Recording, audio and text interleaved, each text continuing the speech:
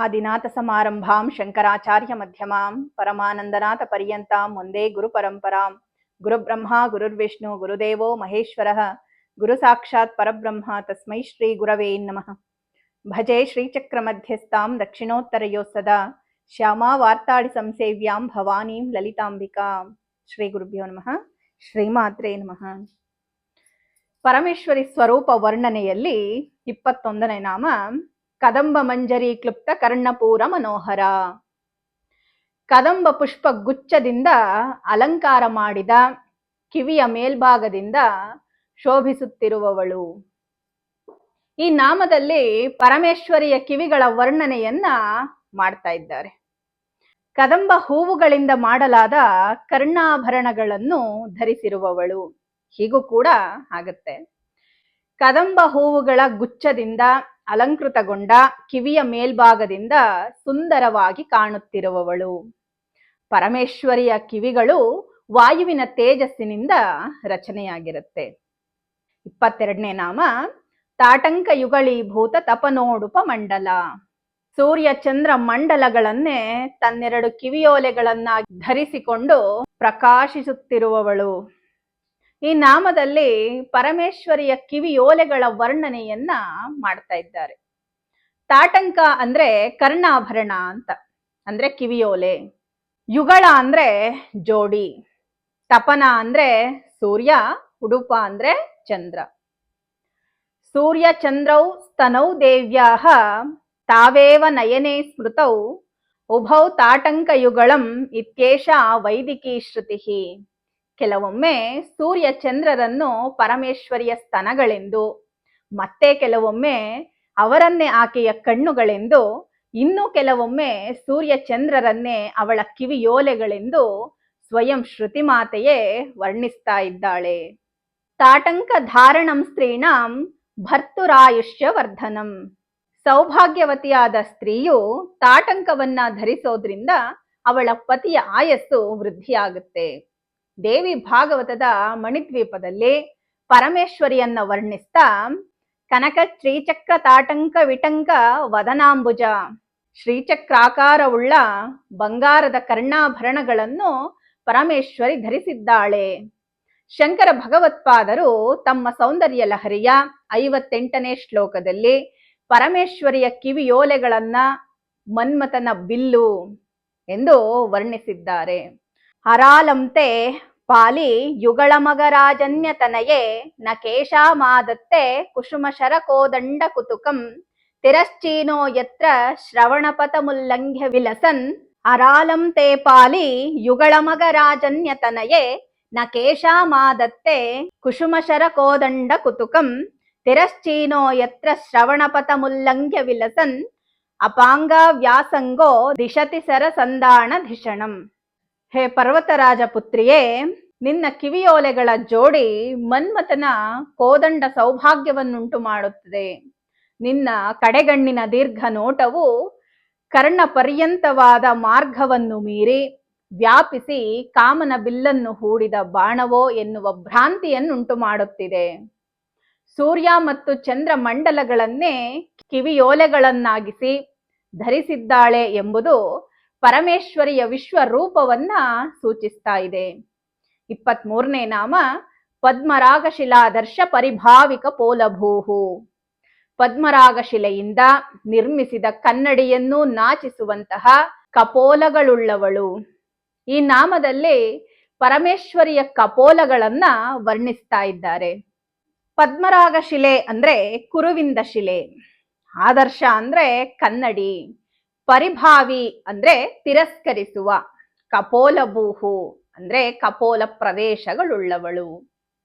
ನಸುಗೆಂಪಾಗಿರುವ ಪದ್ಮರಾಗಶಿಲೆಯು ಅತ್ಯಂತ ಪರಿಶುದ್ಧವಾಗಿರುತ್ತೆ ಮತ್ತು ಅದು ಬಿಂಬಗ್ರಾಹಿಯಾಗಿರುತ್ತೆ. ಅದರಿಂದ ತಯಾರಿಸಿದ ಕನ್ನಡಿ ಇನ್ನೂ ಪರಿಶುದ್ಧವಾಗಿರುತ್ತೆ. ಅಂತಹ ಕನ್ನಡಿಯನ್ನು ತಿರಸ್ಕರಿಸುವಷ್ಟು, ಅಂದರೆ ಪ್ರತಿಬಿಂಬವನ್ನು ಮೂಡಿಸುವಷ್ಟರ ಮಟ್ಟಿಗೆ ಪರಮೇಶ್ವರಿಯ ಕಪೋಲಗಳು ಪರಿಶುದ್ಧವಾಗಿವೆ. ಅದಕ್ಕಿಂತಲೂ ಹೆಚ್ಚಾಗಿ ಕಾಮೇಶ್ವರಿಯ ಕಪೋಲಗಳು ಕಾಮೇಶ್ವರನ ಪ್ರತಿಬಿಂಬಗ್ರಾಹಿಯಾದ್ದರಿಂದ ನಸುಗೆಂಪಾಗಿ ಕಾಣಿಸ್ತಾ ಇದೆ. ಪರಮೇಶ್ವರಿಯ ಕಪೋಲಗಳನ್ನ ಅಂದ್ರೆ ಕೆನ್ನೆಗಳನ್ನ ವರ್ಣಿಸ್ತಾ ಶಂಕರ ಭಗವತ್ಪಾದರು ತಮ್ಮ ಸೌಂದರ್ಯ ಲಹರಿಯ 59ನೇ ಶ್ಲೋಕದಲ್ಲಿ ಸ್ಫುರತ್ ಗಂಡಾಭೋಗ ಪ್ರತಿಫಲನ ತಾಟಂಕಯುಗಳಂ ಚತುಶ್ಚಕ್ರಂ ಮನ್ಯೆ ತವ ಮುಖಮಿದಂ ಮನ್ಮಥರಥಂ ಯಮಾರುಹ್ಯ ದೃಹ್ಯ ತ್ಯವನಯನ ಮರ್ಖೇಂದು ಚರಣಂ ಮಹಾವೀರೋ ಮಾರಹ ಪ್ರಮಥಪತಯೇ ಸಜ್ಜಿತವತೆ. ಓ ಭಗವತಿ, ಕನ್ನಡಿಯಂತೆ ಶುಭ್ರವಾಗಿ ಹೊಳೆಯುತ್ತಿರುವ ಕೆನ್ನೆಗಳ ಪ್ರದೇಶದಲ್ಲಿ ಪ್ರತಿಬಿಂಬಿತವಾಗಿರುವ 2 ಚಕ್ರಾಕಾರದ ಕರ್ಣಾಭರಣಗಳನ್ನು ಧರಿಸಿದ ನಿನ್ನ ಈ ಮುಖವನ್ನು 4 ಚಕ್ರಗಳಿರುವ ಮನ್ಮಥನ ರಥವೆಂದು ಭಾವಿಸುತ್ತೇನೆ. ಆ ರಥವನ್ನು ಹತ್ತಿ ಕುಳಿತ ಮಹಾವೀರನಾದ ಮನ್ಮಥನು ಸೂರ್ಯ ಚಂದ್ರರನ್ನೇ ರಥದ 2 ಚಕ್ರಗಳನ್ನಾಗಿಸಿಕೊಂಡು ಭೂಮಿಯ ರೂಪವಾದ ರಥವನ್ನು ಸಜ್ಜುಗೊಳಿಸಿಕೊಂಡು, ಅಂದರೆ ಭೂಮಿ ಎಂಬ ಸುಸಜ್ಜಿತ ರಥದಲ್ಲಿ ಕುಳಿತು ಪರಮೇಶ್ವರನಿಗೆ ಬಾಣವನ್ನು ಹೊಡೆಯುತ್ತಾನೆ. 24ನೇ ನಾಮ ನವವಿದ್ರುಮ ಬಿಂಬ ಶ್ರೀ ನ್ಯಕ್ಕಾರಿ ರದನಚ್ಛದ. ಹೊಸದಾದ ಹವಳ ಮತ್ತು ಮಾಗಿದ ತೊಂಡೆ ಹಣ್ಣಿನ ಕೆಂಪು ಕಾಂತಿಯನ್ನು ತಿರಸ್ಕರಿಸುವಂತಹ ತುಟಿಗಳುಳ್ಳವಳು. ಈ ನಾಮದಲ್ಲಿ ಪರಮೇಶ್ವರಿಯ ತುಟಿಗಳ ವರ್ಣನೆಯನ್ನ ಮಾಡ್ತಾ ಇದ್ದಾರೆ. ನವ ಅಂದ್ರೆ ಹೊಸದಾದ, ವಿದ್ರುಮ ಅಂದ್ರೆ ಹವಳ, ಬಿಂಬ ಅಂದ್ರೆ ತೊಂಡೆ ಹಣ್ಣು, ಇದನ್ನ ಬಿಂಬ ಫಲ ಅಂತ ಕರೀತಾರೆ. ಶ್ರೀ ಅಂದ್ರೆ ಅವುಗಳ ಕಾಂತಿ, ನ್ಯಕ್ಕಾರಿ ಅಂದ್ರೆ ಅದನ್ನ ತಗ್ಗಿಸುವ, ರದನಚ್ಛದ ಅಂದ್ರೆ ತುಟಿಗಳುಳ್ಳವಳು. ಪರಮೇಶ್ವರಿಯ ಮೇಲಿನ ತುಟಿ ಹವಳವೆಂದು, ಕೆಳ ತುಟಿ ಬಿಂಬ ಫಲವೆಂದು ದೂರ್ವಾಸರು ದೇವಿಯ ತುಟಿಗಳನ್ನ ವರ್ಣಿಸ್ತಾರೆ. ಶಂಕರ ಭಗವತ್ಪಾದರು ತಮ್ಮ ಸೌಂದರ್ಯ ಲಹರಿಯ 62ನೇ ಶ್ಲೋಕದಲ್ಲಿ ಪರಮೇಶ್ವರಿಯ ತುಟಿಗಳನ್ನ ವರ್ಣಿಸ್ತಾ ಪ್ರಕೃತ್ಯಾ ರಕ್ತಾಯ ಸ್ತವ ಸುಧತಿ ದಂತಶ್ಚದ ರುಚೇಹೆ ಪ್ರವಕ್ಷೇ ಸಾದೃಶ್ಯಂ ಜನಯತು ಫಲಂ ವಿದ್ರುಮಲತ ನ ಬಿಂಬಂ ತದ್ಬಿಂಬಂ ಪ್ರತಿಫಲನ ರಾಗಾದರುಣಿತಂ ತುಲಾ ಮಧ್ಯಾರೋಢುಂ ಕಥಮಿವ ವಿಲಜ್ಜೇತ ಕಲಯ. ಹೇ ಭಗವತಿ, ಶೋಭಿಸುತ್ತಿರುವ ದಂತಗಳುಳ್ಳವಳೆ, ನಿನ್ನ ಸಹಜವಾದ ಕೆಂಪು ಬಣ್ಣವುಳ್ಳ ತುಟಿಗಳ ಕಾಂತಿಯ ಹೋಲಿಕೆಯನ್ನು ವರ್ಣಿಸುತ್ತೇನೆ. ಹವಳದ ಬಳ್ಳಿಯು ಪಕ್ವವಾದ ಹಣ್ಣನ್ನು ಉತ್ಪಾದನೆ ಮಾಡಿದರೆ ಅಂತಹ ಹಣ್ಣು ನಿನ್ನ ತುಟಿಗೆ ಸದೃಶವಾಗಿರಲು ಸಾಧ್ಯವಿಲ್ಲ. ಆದರೆ ತೊಂಡೆ ಹಣ್ಣು ನಿನ್ನ ತುಟಿಗಳ ಪ್ರತಿಬಿಂಬಿಸುವಿಕೆಯಿಂದ ಉಂಟಾದ ಕೆಂಪು ಬಣ್ಣದಿಂದ ಬಣ್ಣವನ್ನು ಹೊಂದಿದ್ದಾಗಿ ಬಿಂಬ ಫಲವೆಂಬ ಹೆಸರಿನಿಂದ ಕರೆಯಲ್ಪಟ್ಟು ಸ್ವಲ್ಪವಾದರೂ ಸಾದೃಶ್ಯವನ್ನು ಹೊಂದಲು ಹೇಗೆ ತಾನೇ ನಾಚಿಕೆ ಪಡುವುದಿಲ್ಲ. ದೇವಿಯ ಕೆಂದುಟಿಗೆ ಹವಳ ಮತ್ತು ತೊಂಡೆ ಹಣ್ಣಿನ ಸಾದೃಶ್ಯವು ಎಂದಿಗೂ ಸರಿ ಹೊಂದುವುದಿಲ್ಲ ಅಂತ ಶಂಕರರು ಹೇಳ್ತಾ ಇದ್ದಾರೆ. 25ನೇ ನಾಮ ಶುದ್ಧ ವಿದ್ಯಾಂಕುರಾಕಾರ ದ್ವಿಜಪಂಕ್ತಿ ದ್ವಯೋಜ್ವಲ. ಶುದ್ಧ ವಿದ್ಯೆಯ ಅಂಕುರದಂತೆ ಆಕಾರವುಳ್ಳ ದಂತ ಪಂಕ್ತಿ ದ್ವಯದಿಂದ ಉಜ್ವಲವಾಗಿರುವವಳು. ಈ ನಾಮದಲ್ಲಿ ಪರಮೇಶ್ವರಿಯ ಹಲ್ಲುಗಳನ್ನ ವರ್ಣಿಸ್ತಾ ಇದ್ದಾರೆ. ಶುದ್ಧ ವಿದ್ಯಾ ಅಂದ್ರೆ ಶ್ರೀವಿದ್ಯಾ, ಅಂಕುರ ಅಂದ್ರೆ ಅದರ ಮೊಳಕೆ, ದಂತಪಂಕ್ತಿ ಅಥವಾ ಬ್ರಾಹ್ಮಣರ ಸಮೂಹ, ಉಜ್ವಲ ಅಂದ್ರೆ ಶೋಭಿಸುತ್ತಿರುವವಳು. ಷೋಡಶಾಕ್ಷರಿ ಮಂತ್ರದ 16 ಅಕ್ಷರಗಳು 32 ಅಂಕುರಗಳಾಗಿ ದೇವಿಯ ಹಲ್ಲುಗಳ ರೂಪದಲ್ಲಿ ಮೂಡಿ ಬಂದಿವೆ ಅನ್ನೋದನ್ನ ಈ ನಾಮದಲ್ಲಿ ತಿಳಿಸಲಾಗುತ್ತೆ. ಇದಂ ಅಂದ್ರೆ ಇದು, ಶಬ್ದ ನಿರ್ದಿಷ್ಟವಾದ ಜಗತ್ತು, ಮತ್ತು ಅಹಂ ಅಂದ್ರೆ ನಾನು, ಶಬ್ದವಾಚ್ಯವಾದ ಬ್ರಹ್ಮ, ಇವೆರಡಕ್ಕೂ ಭೇದವಿಲ್ಲ ಎಂದು ಹೇಳುವುದೇ ಶುದ್ಧ ವಿದ್ಯೆ ಅಂತ ದತ್ತಾತ್ರೇಯ ಸಂಹಿತೆ ಮೊದಲಾದ ಸಂಹಿತೆಗಳಲ್ಲಿ ಹೇಳಲಾಗತ್ತೆ. ಶ್ರೀವಿದ್ಯೆಯು ಇಂತಹ ಅಭೇದವನ್ನ ಪ್ರತಿಪಾದಿಸುವುದರಿಂದ ಅದು ಶುದ್ಧ ವಿದ್ಯೆ ಅಂತ ಕರೆಸ್ಕೊಳ್ತಾ ಇದೆ. ಜನನ ಮರಣಗಳ ಬಾಧೆಗೆ ಅಜ್ಞಾನ ಅಥವಾ ಅವಿದ್ಯೆಯೇ ಕಾರಣ. ಈ ಅಜ್ಞಾನವು ಜ್ಞಾನದಿಂದಲೇ ದೂರ ಆಗುವಂಥದ್ದು. ಯಾಕಂದ್ರೆ ಜ್ಞಾನವು ಅಜ್ಞಾನದ ವಿರೋಧಿ. ಇಂತಹ ಜ್ಞಾನ ಸ್ವರೂಪವಾದ ವಿದ್ಯೆಯ ಇನ್ನೊಂದು ಹೆಸರೇ ಶುದ್ಧ ವಿದ್ಯಾ. ಶ್ರೀಮಾತೆಯೇ ಮೂಲಾಧಾರಾದಿ ಚಕ್ರಗಳಲ್ಲಿ ಪರ, ಪಶ್ಯಂತಿ, ಮಧ್ಯಮ ರೂಪಗಳಿಂದ ಊರ್ಧ್ವಮುಖವಾಗಿ ಹರಿದು ಬಂದು ಆಮೇಲೆ ವೈಖರಿ ರೂಪದಿಂದ ಬಾಯಿಯ ಮೂಲಕ ಹೊರಹೊಮ್ಮಿ ಷೋಡಶಿ ವಿದ್ಯೆ ಎಂದು ಕರೆಯಲ್ಪಡುತ್ತಾಳೆ.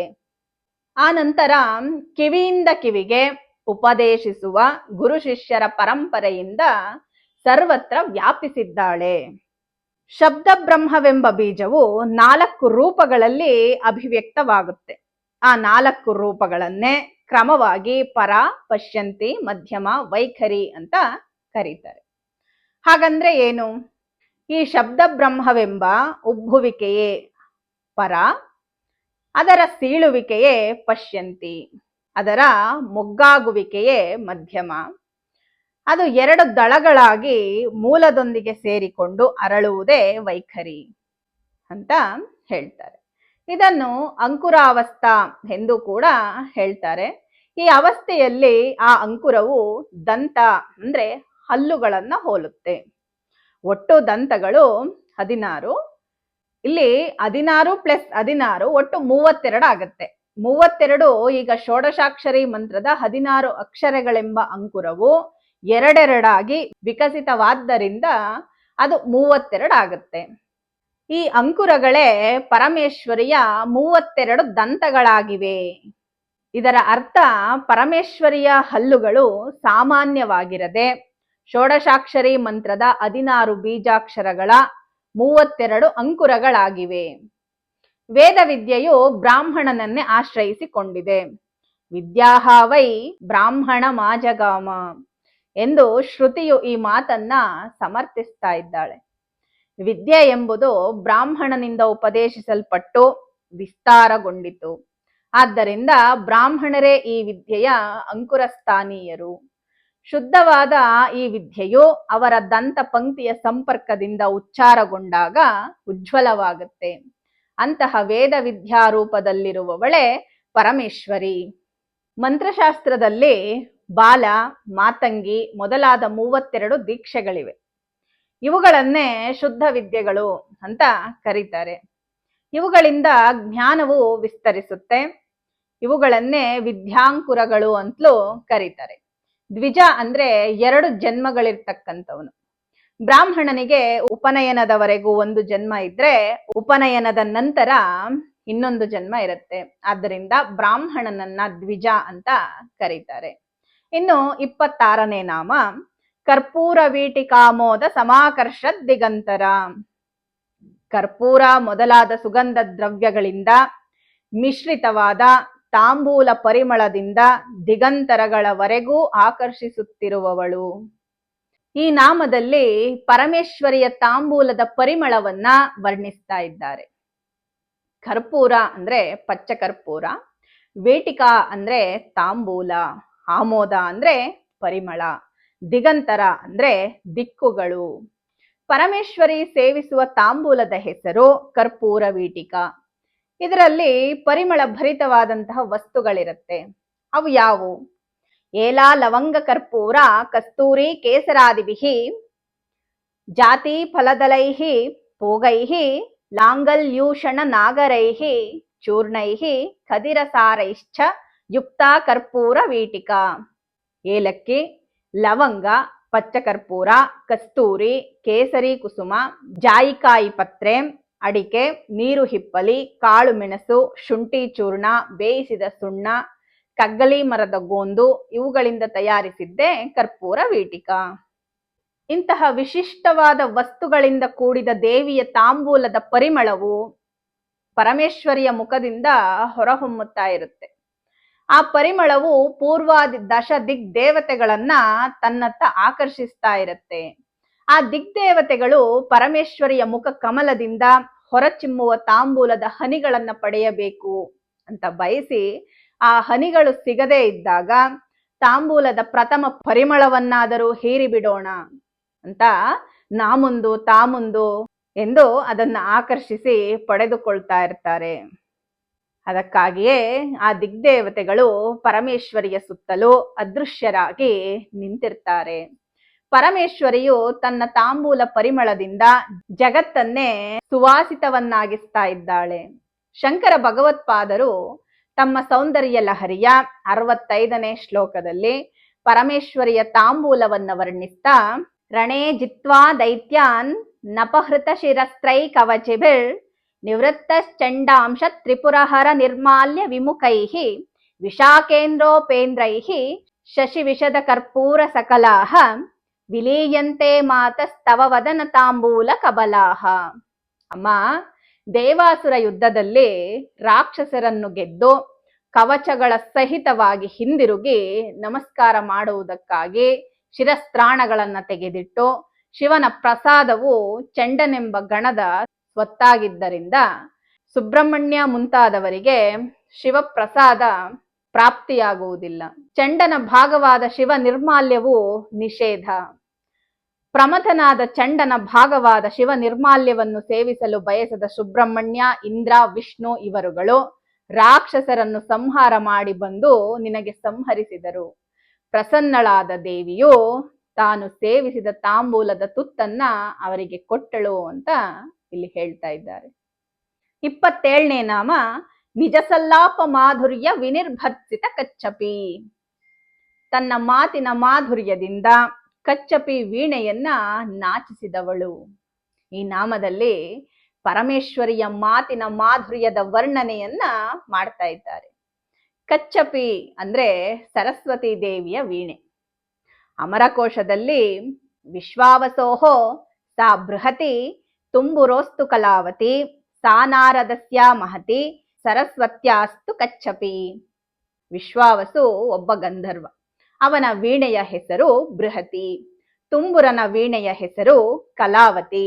ನಾರದನ ವೀಣೆಯ ಹೆಸರು ಮಹತಿ.